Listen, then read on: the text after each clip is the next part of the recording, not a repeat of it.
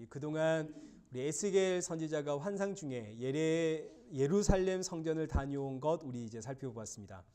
그 환상은 예루살렘이 망한다 하는 환상이었고, 이제 에스겔은 그 환상을 포로로 잡혀온 이스라엘 백성들의 장로들에게 전달해 주었습니다. 그런데 문제는 이 예루살렘의 환상을 들은 이스라엘의 장로들과 백성들이 에스겔이 말한 이 환상을 듣고 믿었을까요? 안 믿었을까요? 22절을 한번 보시죠. 오늘 본문 22절입니다. 인자야, 이스라엘 땅에서 이르기를 날이 더디고 모든 묵시가 사라지리라 하는 너희의 이 속담이 어찌 됨이냐. 에스겔과 예레미야가 묵시, 그 하나님께서 주신 그 환상을 보았고 그 묵시를 이 백성들에게 전달했는데, 이 백성들은 뭐라고 하냐면 그 묵시가 오는 날이 더디다. 이 말은 대체 그 묵시가 언제 이루어진단 말인가 하면서 저들이 하는 말이 묵시는 사라진다. 묵시는 이루어지는 것이 아니라 묵시는 그냥 사라지는 것이다. 다른 말로 저들의 말은 헛소리다. 이런 속담이 이스라엘 안에 만들어졌다는 이야기입니다. 27절도 한번 보시죠. 27절. 인자야, 이스라엘 족속의 말이 그가 보는 묵시는 여러 날 후의 일이라 그가 멀리 있는 때에 대하여 예언하였다 하느니라. 그러니까 에스겔이 전한 이 묵시를 사람들은 뭐라고 생각을 했냐면 이건 우리의 이야기가 아니야. 이건 앞으로 일어날 여러 날 저 먼 미래의 일이야. 또 이걸 다시 표현하면 헛소리라는 뜻입니다. 언제 이루어질지 모르는 헛소리다. 그럼 이제 이런 이야기들을 누가 백성들 안에서 퍼뜨리고 다닐까요? 이런 이야기들을 다음 주에 살펴보겠지만 거짓 선지자들이 이런 이야기들을 퍼뜨리고 다니는 겁니다. 과거 바벨론과 이스라엘의 전쟁의 분위기가 형성될 때에 그때부터 이미 예레미야 선지자는 바벨론에 여러분 항복하십시오. 바벨론에 항복하는 것이 하나님의 뜻입니다 라고 전달을 했고, 수많은 거짓 선지자들은 여러분 바벨론이 쳐들어오지 않습니다. 혹시 쳐들어온다 할지라도 하나님께서는 우리와 함께 하십니다. 사람들의 귀에는 어떤 말이 듣기 좋을까요? 전쟁이 나지도 않고 또 전쟁이 일어났다 한들 길고 짧은 건 대봐야 하지 않겠습니까? 하나님이 우리와 함께 하는데, 그런데 전쟁이 지금 나지도 않았는데 지금 바벨론에 항복해라? 이건 매국노 아닙니까? 국가의 지금 이 분위기를 전복시키는 악도 이런 악이 없습니다. 그래서 예레미야는 사람들에게 뺨도 맞고 감옥에도 갇히고 구덩이에 파묻히고 사람들에게 너무너무 미움을 당합니다. 그런데 전쟁이 터졌죠. 전쟁이 터지자 예레미야 선지자는 그런 그 비참한 자신의 모습 속에서도 또 외칩니다. 여러분 항복하십시오. 제발 항복하십시오. 왜 예레미야가 이렇게 항복할까요? 우리 지난주에 살펴보았듯이 항복해서 바벨론에 끌려가는 것이 이게 뭐라고요? 이게 출애굽입니다. 지금 예루살렘이 온통 우상 숭배로 가득하죠. 세상보다 더 세상이 되어버린 나라가 예루살렘입니다. 이스라엘. 그 우상 숭배의 세상에서, 이 세상에서 나오십시오, 나오십시오, 출애굽하십시오라는 뜻입니다. 여러분 바벨론에 항복하십시오, 바벨론에 끌려가십시오. 근데 반대로 거짓 선지자들은 여러분 걱정하지 마십시오. 저 적들은 곧 물러갈 겁니다. 하나님이 우리와 함께 하십니다. 그럼 누구의 말을 듣고 싶은가요? 당연히 거짓 선지자들의 말을 듣고 싶겠죠. 당연한 겁니다. 그런데 이제 결국 나라가 망하고 이스라엘의 일부가 포로로 잡혀가게 되어집니다. 그 와중에 거짓 선지자들이 포로로 잡혀가면서 이 바벨론에 도착해서 이스라엘 백성들에게 하는 말이, 여러분 걱정하지 마십시오. 앞으로 2년입니다. 2년이면 우리가 돌아갑니다. 이게 지금 다 예레미야서에 나오는 이야기들입니다. 여러분 2년이면 우리가 돌아갑니다. 걱정하지 마십시오. 하나님이 우리와 함께 하십니다. 그래서 온 이스라엘 백성들의 분위기는 포로로 잡혀갔음에도 불구하고 마음에 희망을 품고 있죠. 그래, 우리 2년 뒤에 갈 거야. 하나님이 우리를 이렇게 내버려 두실 리가 없지. 그런데 이때 예레미야 선지자는 편지를 씁니다. 그래서 바벨론에 그 편지를 보내는데 그 편지의 내용은 여러분 70년 뒤에 돌아올 겁니다. 그러니 거기에 집 짓고 사십시오. 지금 40살이라 해보십시다. 70년 뒤면 몇 살입니까? 30살이라고 해보십시다. 70년 뒤면 몇 살인가요? 그러니까 예레미야의 말은 여러분 돌아올 생각 하지 마세요. 여러분들은 거기서 죽습니다. 이런 이야기 아닙니까? 어떤 말이 듣기 좋나요? 여러분 2년 뒤면 돌아갑니다. 이 이야기가 듣고 싶은가요? 여러분 70년 뒤에 돌아갑니다. 여러분 그냥 거기서 죽는 겁니다. 이런 이야기가 듣고 싶은가요? 아무리 예레미야의 말대로 하나님께서 예레미야에게 주신 말대로 상황이 착착 진행되어져 가도 백성들은 예레미야의 말에 귀를 기울이고 싶어 하지 않습니다. 사람들은 항상 꿈과 희망에 대한 이야기를 듣고 싶어 하지 죽음, 심판 이런 이야기들은 듣고 싶어 하지 않습니다. 예나 지금이나 똑같습니다. 거짓 선지자들의 특징은 오늘날도 여전히 꿈과 비전과 희망을 전달합니다. 꿈을 꾸십시오. 비전을 가지십시오. 보다 나은 내일이 있습니다. 내일을 향해 달려가게 만드는 것이 거짓 선지자들의 특징입니다. 참 선지자들의 특징은 뭘까요? 참 선지자들은 종말을 이야기합니다. 말세를 이야기하죠. 말세, 이미 끝났다는 뜻입니다. 끝말, 세상새, 세상은 끝났습니다. 여러분 세상 끝났습니다. 지금 끝났는데 비전 품으면 됩니까 안 됩니까? 지금 끝났는데 지금 이미 딱 끝났는데 막이 내렸는데 꿈 꾸면 의미가 있나요? 비전을 품으면 의미가 없죠. 참 선지자들은 말세를 이야기합니다. 여러분 다 끝났습니다. 그래서 예레미야 선지자가 이스라엘 백성들에게 여러분 끝났습니다. 항복하십시오. 에스겔 선지자 역시 여러분 이미 끝났습니다. 사도 바울과 베드로와 사도 요한과 모든 선지자들이 다 여러분 이미 끝났습니다. 라고 말세를 외치죠. 내일이 어디 있나요? 오늘 주께서 우리를 불러가시면 끝인 것을 내일이 어디에 있습니까? 예수님도 어리석은 부자의 이야기를 하죠. 농사를 잘 지어서 열매를 많이 맺었습니다. 곡간 하나로 부족해서 내가 곡간 더 크게 더 넓게 지어야겠다. 배불리 쉬어야겠다. 그때 하나님께서 내가 오늘 밤 너의 생명을 가져가면 너의 그 곡간이 너의 그 재물들이 너에게 무슨 유익이 있느냐? 그게 너를 구원할 수 있느냐? 그래서 교회는 내일의 희망을 전하는 것이 교회가 아닙니다. 교회는 종말, 말세를 선포하는 것이 교회입니다. 여러분 이미 끝났습니다. 말세입니다. 그러니 나그네와 외국인처럼 살아가십시오. 언제든 주께서 부르면 갈 준비하며 사십시오. 날마다 이 세상 떠날 준비하십시오. 이게 교회가 되는 거죠. 그럼 이 말이 그러면 아무것도 하지 말고 살란 소리인가? 그런 이야기가 아닙니다. 오늘 하루를 책임 있게 살면서 그러나 동시에 나는 이 땅의 나그네, 나의 본향은 저 천국, 오늘은 종말, 그러니 주신 이 시간에 더욱 사랑하며 사랑 전하며 살아야지. 이게 우리 성도에게 주신 삶의 모습이죠. 그리고 이 사랑이란 내가 널 사랑해 이런 사랑만 의미하는 것이 아니라 참 사랑이신 예수 그리스도가 사랑입니다. 그 예수님의 십자가, 예수님을 전하는 거죠. 예수님 전하며 사십시오. 그 예수님 전하는 게 사랑입니다.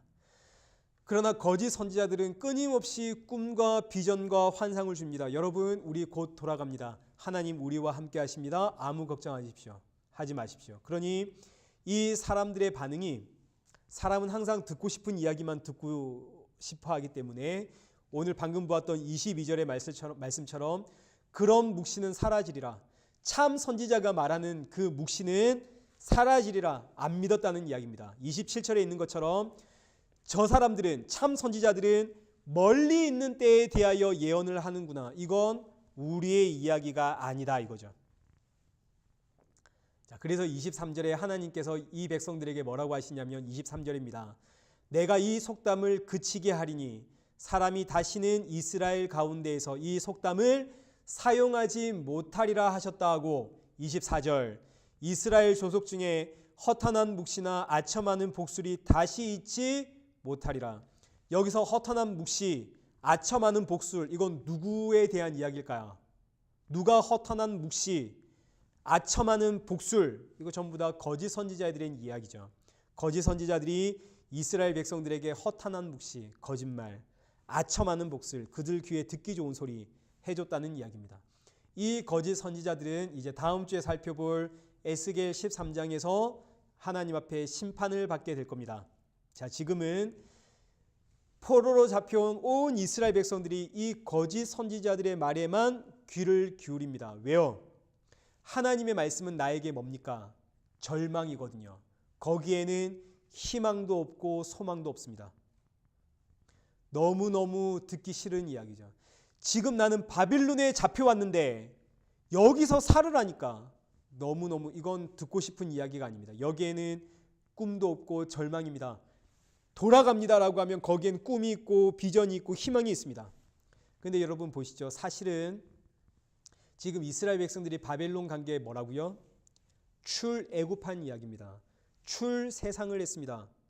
우상이 되어버린 이 예루살렘에서 출애굽 시킴, 이거 지금 신약적인 표현으로 하면 지금 이게 십자가의 이야기입니다. 십자가는 이 세상에서 나를 빼내와서 십자가에 나를 달아 죽인 자리죠. 그래서 십자가는 죽는 곳이고 십자가는 내가 예수님의 포로가 되어버린 자리입니다. 십자가. 십자가에서는 이 세상에 내가 이룩한 나의 업적, 나의 자랑, 그리고 나의 꿈, 나의 비전, 나의 성공, 이게 전부 다 무너지는 자리가 십자가입니다. 그러니 나는 이 십자가가 너무너무 싫죠. 십자가에 있으면 내가 망한 것처럼 보이는 겁니다. 그러나 사실 십자가는 나의 생명이고 나의 구원이죠. 십자가야말로 진짜 비전이고 꿈이고 성공입니다. 그러나 십자가 곁에 있으면서도 우리는 이 십자가 거부하는 거죠. 지금 바벨론에 출애굽했으면서도 불구하고 예루살렘을 그리워하는 유대인들처럼, 세상 바라보고 있는 유대인처럼 우리가 지금 십자가 곁에 서 있지만 우리의 눈은 여전히 어디를 가 있다고요? 이 세상, 보암직하고 먹음직하고 자랑이 될 만한 것들에게 우리의 시선은 가 있습니다. 그래서 이런 이스라엘 백성들을 향한 하나님의 평가가 오늘 우리가 읽은 2절입니다. 2절 한번 보시죠. 2절 인자야 내가 반역하는 족속 중에 거주하는도다. 그들은 볼 눈이 있어도 보지 아니하고 들을 귀가 있어도 듣지 아니하나니 그들은 반역하는 족속임이라. 이스라엘 백성들은 어떤 백성들이라고요? 반역하는 백성. 눈이 있어도 보질 못하고 귀가 있어도 듣지 못하는 반역하는 백성. 선지자의 예언들이 그대로 성취되어서 지금 바벨론 포로에 와 있음에도 불구하고 하나님의 말씀을 믿지를 못하는 그 참 선지자의 예언을 들으면서도 저 말은 헛소리야. 저들은 저 언젠가 있을 일을 이야기하는 거야. 우리는 돌아가잖아. 하나님이 우리와 함께 이루고 있는, 보면서도 보질 못하고 들으면서도 듣지 못하는, 그저 자기 사랑과 자기 기대와 자기 꿈과 자기 희망에 빠져 사는 이 백성들을 향해 하나님은 너희는 반역하는 족속들이다. 그래서 하나님께서 이 반역하는 족속들에게 상징 행위를 보여주십니다. 에스겔로 하여금 너는 행위를 통해서 이들에게 나의 메시지를 전달해라. 왜 이러시냐면 에스겔이 아무리 말해도 이들이 듣지 않으니까 하나님께서 그럼 행위로 보여주겠다는 이야기입니다. 그래서 3절 보시죠. 인자야 너는 포로의 행장을 꾸미고 낮에 그들의 목전에서 끌려가라. 5절 너는 그들의 목전에서 성벽을 뚫고 그리로 따라 옮기되 캄캄할 때에 그들의 목전에서 어깨에 메고 나가며 얼굴을 가리고 땅을 보지 말지어다. 자, 지금 하나님께서 이 말씀을 정리하면 에스겔에게 포로의 행장을 꾸미라고 합니다. 포로의 행장이라는 것은 피난민의 행장이죠. 피난민들이 큰 보따리에다가 이것저것 싸서 등에 짊어지는 그 피난민의 행장, 그걸 짊어지고 캄캄한 밤에 성문을 뚫어서 거기를 통해 탈출하는 모습들을 이스라엘 백성들에게 보여주라는 이야기입니다. 자, 이걸 통해서 이렇게 하는 이유는 9절 보시죠. 인자야 이스라엘 족속 그 반역하는 족속이 내게 묻기를 무엇을 하느냐. 10절 너는 그들에게 말하기를 주 여호와의 말씀에 이것은 예루살렘 왕과 그 가운데 있는 이스라엘 온 족속에 대한 묵시라. 지금 에스겔이 누구에 대한 모습을 이렇게 표현하고 있다고요? 예루살렘에 있는 왕과 그 백성들의 모습을 지금 이렇게 표현하고 있다는 이야기입니다. 11절 내가 행한 대로 그들도 포로로 잡혀가리라. 12절 무리가 성벽을 뚫고 행장을 그리로 가지고 나가고 그 중에 왕은 어두울 때에 어깨에 행장을 메고 나가며 눈으로 땅을 보지 아니하려고 자기 얼굴을 가리리라. 13절 그리고 그 왕은 갈대아 땅 바벨론에 이르리니 그가 거기서 죽으려니와 그 땅을 보지 못하리라. 15절 그때에야 내가 여호와인 줄 너희가 알 것이다. 자, 그러니까 지금 에스겔의 이 상징 행위는 장차 예루살렘의 왕이 캄캄한 밤에 성벽을 뚫고 탈출하지만 결국엔 사로잡혀서 눈이 가려져서 땅을 보질 못하고 눈이 가려진 채로 바벨론에 끌려와서 거기에 죽을 것이다 라는 예언의 이야기입니다. 자, 그리고 나서 하나님이 두 번째 상징 행위를 또 행해라. 이제 그게 18절입니다. 18절 인자야 너는 떨면서 내 음식을 먹고 놀라고 근심하면서 내 물을 마시며 에스겔 보고 식사할 때 막 두렵고 떨리고 놀라면서 그렇게 음식을 먹으라 이러는 겁니다. 작은 소리에도 깜짝깜짝 놀라면서 밥을 먹어라. 그 이유는 이스라엘 백성들이 와서 물으면 18절 이 땅 백성에게 말하되 주 여호와께서 예루살렘 주민과 이스라엘 땅에 대하여 이르기를 그들이 근심하면서 그 음식을 먹으며 놀라면서 그 물을 마실 것은 이 땅 모든 주민이 포악으로 말미암아 땅에 가득한 것이 황폐하게 됨이라. 그러니까 지금 예루살렘에 남아 있는 이 모든 사람은 앞으로 이렇게 밥을 먹을 거라는 하나님의 예언의 말씀입니다. 이런 일들이 일어날 때 너희가 내가 여호와인 것을 알리라. 자, 지금 에스겔이 이렇게 상징 행위를 하고 있음에도 불구하고 이스라엘 백성들은 뭐라고 한다고요? 22절 날이 더디고 모든 묵시는 사라지리라. 에스겔의 저 모든 것은 다 헛소리야. 27절 이스라엘 족속의 말이 그가 보는 묵시는 여러 날 후의 일이라. 그가 멀리 있는 때에 대하여 예언하였다. 우리에게 일어날 일은 아니야 라고 거짓 선지자들이 백성들에게 가르쳤고 백성들도 에스겔을 비웃으면서 저건 전부 헛소리야. 우리는 돌아간다. 이랬다 이거죠. 그러니까 지금 하나님께서 에스겔에게 상징 행위를 하라고 하신 이유는 다시 3절 하반절 한번 보십시오. 3절 하반절에 그들이 보면 비록 반역하는 족속이라도 혹 뭐가 있으리라? 생각이 있으리라. 아무리 하나님이 말해도 못 알아들으니까 그들의 눈높이를 맞춰줘서 이야기를 하겠다는 겁니다. 눈높이를 맞춰서 이야기하면 알아듣겠지. 그런데 알아듣나요? 못 알아듣나요? 못 알아듣죠. 아무도 못 알아듣습니다. 알아들으면 누가 올 이유가 없습니까? 예수님이 올 이유가 없는 겁니다. 못 알아듣는 게 당연한 겁니다. 오늘날도 마찬가지입니다. 오늘날 아무리 기가 막힌 설교를 해도 아무리 대단한 목사님, 훌륭한 목사님이 와서 설교를 해도 사람들이 알아들을까요? 못 알아들을까요? 사람들은 못 알아듣습니다. 설교는 하나님의 도구에 지나지 않습니다. 믿음은 누가 주시나요? 하나님이 주시는 거거든요. 오직 은혜로 주는 겁니다. 그래서 우리 교회에 나와야만 구원이 있고 우리 교회에 나와야만 눈이 열리고 그런 것 없죠. 그런 거 없습니다. 오직 하나님의 은혜로 눈과 귀가 열리고 우리 안에 예수 그리스도와 십자가를 향한 믿음이 자리 잡는 거죠. 에스겔이 이렇게 예언하고 나서 이 예언이 이루어지는데 이제 28절 한번 보십시오. 28절 나의 말이 하나도 더디지 아니할지니 내가 한 말이 이루어지리라.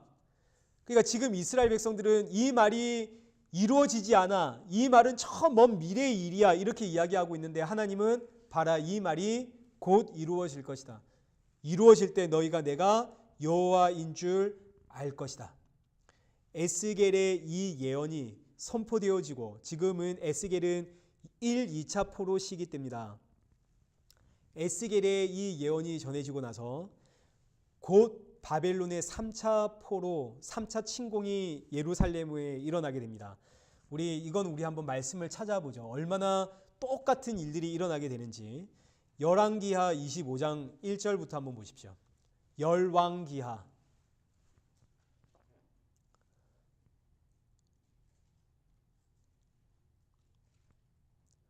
에스겔의 이 예언이 얼마나 똑같이 일어나게 나지는지 그걸 이제 기록하고 있습니다. 열왕기하 25장 1절 606페이지를 펼치시면 됩니다. 606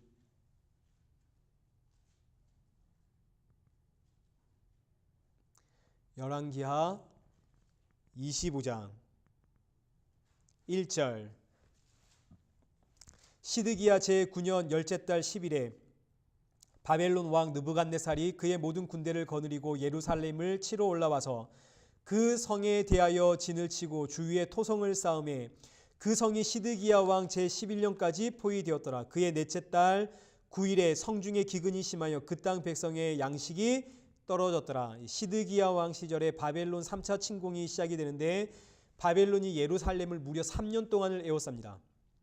그래서 에스겔의 예언처럼 백성들이 밥을 먹을 때도 두려워 떨며 먹는 거죠. 쿵 소리만 나도 바벨론이 쳐들어오는 줄 알고 깜짝깜짝 놀라며 밥을 먹죠.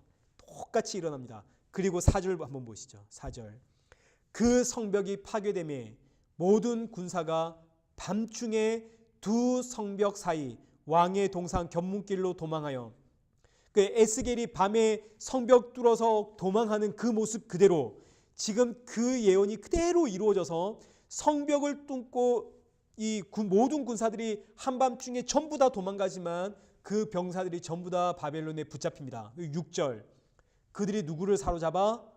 왕을 사로잡아. 7절 그들이 시드기야 이 왕의 머리를 뽑아내고 두 눈을 뽑아내고 그를 결박하여 바벨론으로 끌고 갔더라. 에스겔이 밤에 성벽 부수고 나갈 때 손으로 얼굴을 가리고 눈으로 땅을 보지 않고 왕이 그렇게 바벨론에 잡혀갈 것이다 라고 했는데 그 말이 그대로 이루어지죠. 성벽을 뚫고 지나가는 이 왕을 잡아서 두 눈 뽑아서 땅도 보지 못하게 세상을 보지 못하게 만들어 놓고 바벨론에 데리고 와서 거기서 죽입니다. 자, 그러니까 오늘 에스겔 12장의 내용의 결론과 핵심은 하나님의 말씀대로 된다입니다. 하나님의 말씀대로 됩니다. 이 땅의 사람들은 전부 자기 뜻대로 살아가고 싶습니다. 그런데 세상을 살아보니까 여러분의 뜻대로 되던가요? 여러분의 뜻대로 되는 일이 있던가요? 없죠. 왜 내 뜻대로 안 되지? 당연한 겁니다. 이 세상은 누구의 뜻대로? 하나님의 뜻대로. 이 세상은 누구의 말씀대로? 하나님의 말씀대로. 이게 오늘 에스겔 12장의 내용입니다. 이 세상은 누구의 말씀대로 된다고요? 하나님의 말씀대로. 이 세상에는 선과 악이 있습니다. 시작과 끝이 있습니다. 근데 이 선과 악, 시작과 끝, 이 모든 것이 다 하나님의 말씀대로. 하나님의 말씀대로 창조되어서 하나님의 말씀대로 유지되다가 결국은 하나님의 말씀대로 결론 나집니다. 이게 로마서 11장 36절에 만물이 주에게서 나오고 주로 말미암고 주에게로 돌아갑니다. 하나님의 말씀대로 시작해서 하나님의 말씀대로 이루어지다가 하나님의 말씀대로 돌아갑니다. 이 세상은 하나님의 말씀대로 되는구나. 모든 역사가 결국은 하나님의 말씀대로 되는구나. 그럼 이 사실을 우리가 믿으면 아멘 하게 되어지면 오늘 내 인생은 누구의 말씀대로? 하나님의 말씀대로. 오늘 내 삶이 힘들고 지치고 두렵고 떨리고 안 풀리고 이거 전부 누구의 뜻대로? 하나님의 뜻대로. 하나님의 말씀대로 되어지는구나. 내 인생의 결국도 하나님의 말씀대로 되어지는구나. 그렇기 때문에 누구든지 예수 그리스도를 믿는 자는 구원을 받는구나. 하나님의 말씀대로 인생은 결론 지어지는구나. 주 예수를 믿는 자는 구원을 받는구나. 신약 성경을 보시면 하나님의 모든 말씀을 다 이루기 위해서 누가 오셨나요? 예수님이 이 땅에 오셨습니다. 예수님 이 땅에 오셔서 하나님의 모든 말씀을 다 이루었습니다. 그럼 이제 뭐만 남았나요? 딱 하나만 남았습니다. 이제 하나님의 말씀은 성경에서 뭐만 남았나요? 이루어지지 않은 일. 예수님 다시 오실 이 일만 남았죠. 그럼 이제 오늘 저와 여러분은 오늘 이 성경을 통해서 뭘 알고 살아야 됩니까? 예수님 다시 오시는구나. 하나님의 말씀대로 예수님 다시 오시는구나. 우리 이거 알고 살아야겠죠. 근데 너무너무 놀랍게도 우리는 지금 이 에스겔 12장에 나와 있는 이스라엘 백성들과 얼마나 똑같은지 입으로는 압니다. 예수님 다시 오시는 것을. 입으로는 지금이 종말이라는 것 너무너무 잘 알죠. 지금 말세라는 걸 너무너무 잘 알고 있습니다. 예수님은 내일이라도 오신다. 우리 그거 다 압니다. 그날이 도적같이 임한다. 깨어있자. 우리 너무너무 잘 알면서도 우리는 살아가기를 천년 만년 살 것처럼 살아갑니다. 안 그런 분 계신가요? 여기에 입으로는 종말 이야기하고 있고 내일이란 없다고 이야기하지만 이렇게 말하고 있는 저부터 내일에 대한 걱정과 두려움과 염려가 있습니다. 그러니까 저는 반역하는 족속이 틀림없죠. 하나님의 말씀대로 된다는 사실을 알고 있으면서도 불구하고 내일에 대한 뭐가 있나요? 두려움과 염려가 있죠. 그런데 이렇게 반역하는 족속인 나는 사실 지금 어디에 있나요? 예수님의 십자가 옆에 있습니다. 예수님의 십자가 밑에 지금 내가 있거든요. 이미 얻은 구원입니다. 그러나 그럼에도 불구하고 나는 두렵죠. 그래서 성도의 기도 제목이 뭡니까? 주여, 제가 두렵습니다. 저에게 믿음 넣어주소서. 이 믿음을 하나님께서 우리 안에 넣어주시기 위해서 하나님께서 내가 붙잡고 있는 이 세상을 흔들어 놓습니다. 흔들고 흔들어서 오직 내 안에 예수님만 남게 하시려고 하나님께서 이 세상을 흔드시는 거죠. 지금 바벨론 포로로 잡혀온 이스라엘 백성들을 보십시오. 출애굽을 한 백성들입니다. 하나님의 긍휼과 사랑 속에 지금 출애굽해서 구원받기 위해 여기에 와 있는 자들입니다. 신약으로 말하면 십자가 앞에 있는 겁니다. 놀라운 하나님의 은혜로 끌려왔습니다. 이게 구원입니다. 생명입니다. 그럼에도 불구하고 이들이 예루살렘, 세상이 되어버린 예루살렘을 바라보며 살아가죠. 그래서 하나님께서 이 지금 포로로 잡혀온 이스라엘 백성들을 어떻게 하시나요? 흔들어 놓으십니다. 포로 잡혀오게 해서 거기서 너무너무 고생스럽게 만들어 놓으시죠. 흔들어 놓으시고 뒤집어서 탈탈 털어서 그들이 의지하고 붙잡고 있는 모든 것들 다 털어내서 마침내 결국 내 곁에 누구만 계심을, 십자가에 예수님만이 계심을 알게 하시는 거죠. 이게 오늘 저와 여러분에게 일어나고 있는 이야기입니다. 하나님의 말씀대로 된다고 고백하면서도 지금이 종말이고 지금이 말세라고 이야기하면서도 내 뜻 위에 살아가고 있고 마치 영원히 살아갈 것처럼 살아가는 저와 여러분에게 예수님만 남기시려고 하나님은 오늘도 우리를 흔드시는 거죠. 이것이 성도의 고난이지만 이 고난을 통해 아무리 흔들려도 더 이상 흔들리지 않는 예수 그리스도의 십자가가 내 안에 남게 되어진다면 사실 이것이야말로 성경이 이야기하는 복 중의 복입니다. 이 복이 오늘 저와 여러분의 가정에 임하길 축원합니다. 그럼 우리 이 시간에 함께 기도하겠습니다. 우리 이 시간에 우리 하나님 앞에 기도하실 때 우리 오늘은 반주가 없습니다. 반주 없어도 우리 각자 마음속으로 묵상하며 기도하겠습니다. 하나님의 말씀대로 된다면 우리는 이미 이 세상의 끝을 압니다. 그렇다면 오늘 우리 무엇 기도하며 살아야겠습니까? 하나님, 살아가는 내 부모, 형제, 자매, 그리고 내 자녀, 내 가정 예수 믿게 하소서.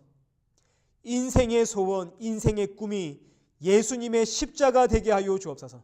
세상에서 좌절하고 넘어질 때 그 인생에 예수님만 남게 하옵소서. 우리 오늘 이 마음 품고, 그리고 내 마음속에 또 품고 있는 기도의 제목들과 우리 일의 교회와 또 여러 가지의 기도 제목 감동 따라 우리 한 10분간 우리 기도의 자리로 나아가겠습니다. 우리 함께 기도하겠습니다.